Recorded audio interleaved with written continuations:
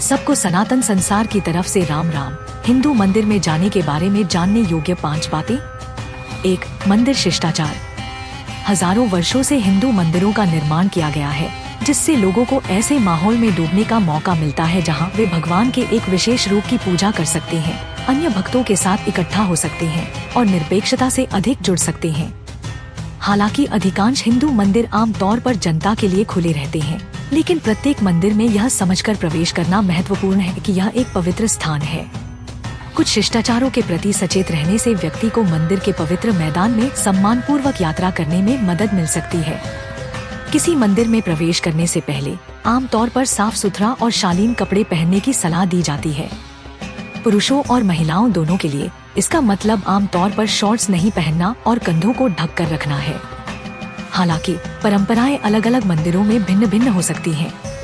कुछ लोग सादे कपड़े पहनने पर अधिक जोर देते हैं, जिससे पुरुषों को शर्टलेस रहने और केवल बिना सिले हुए कपड़े पहनने की आवश्यकता होती है। मंदिर देवताओं के घर की तरह है। जब आप प्रवेश करते हैं तो आप उस घर में अतिथि होते हैं। मंदिर में प्रवेश करने से पहले सभी को जूते उतारने होते हैं। कभी कभी यह पूरी तरह से मंदिर परिसर के बाहर होता है और कभी कभी परिसर के अंदर एक निर्दिष्ट स्थान पर होता है, लेकिन मंदिर में प्रवेश करने से ठीक पहले।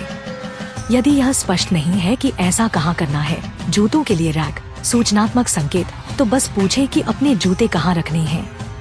गंदे जूते उतारने से आप साफ सुथरे हो जाते हैं और यह उस मालिक के प्रति सम्मान का प्रतीक है जिसके घर में आप समय बिताने जा रहे हैं। कई मंदिरों में प्रवेश द्वार के पास पीतल की घंटी लटकी होती है, जिसे भक्त प्रवेश करने से पहले बजाते हैं।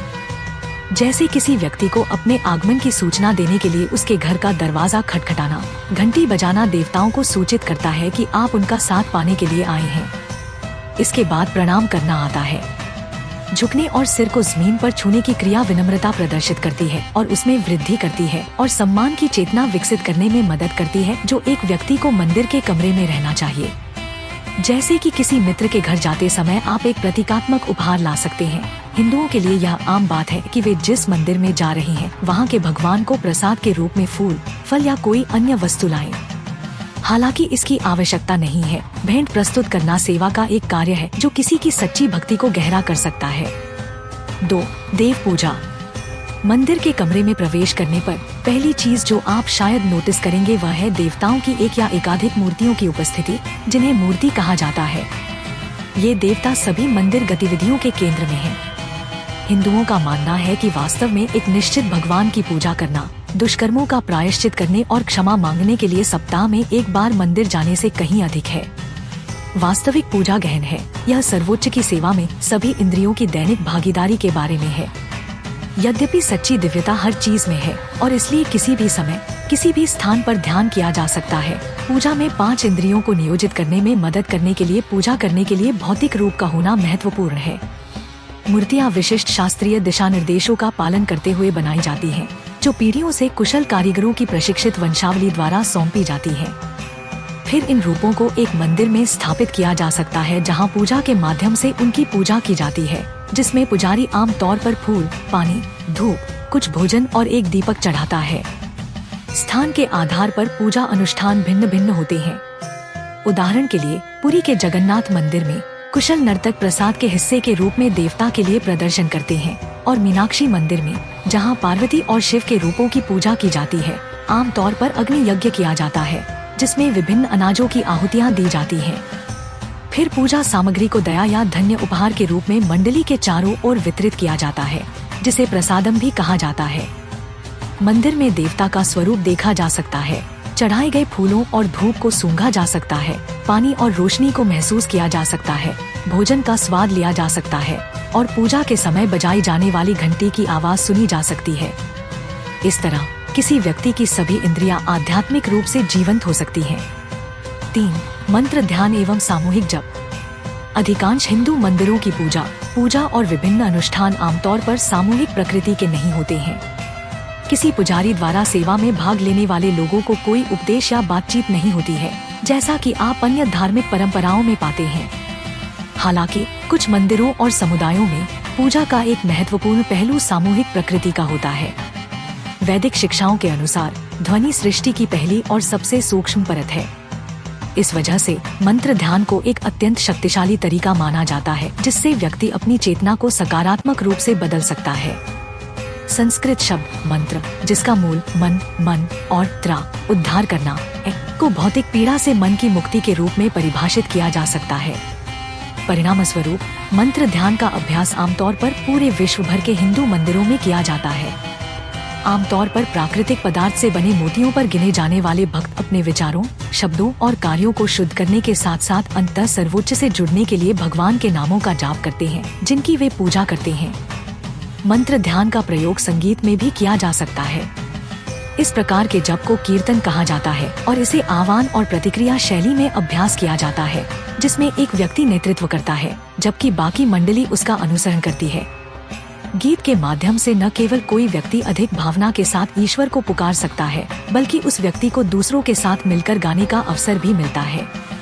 एक समूह के रूप में ईमानदारी से ईश्वर को पुकारने से एक शक्तिशाली रिश्तेदारी बनती है, जो सभी पृष्ठभूमि के लोगों को जोड़ती है और उनका उत्थान करती है।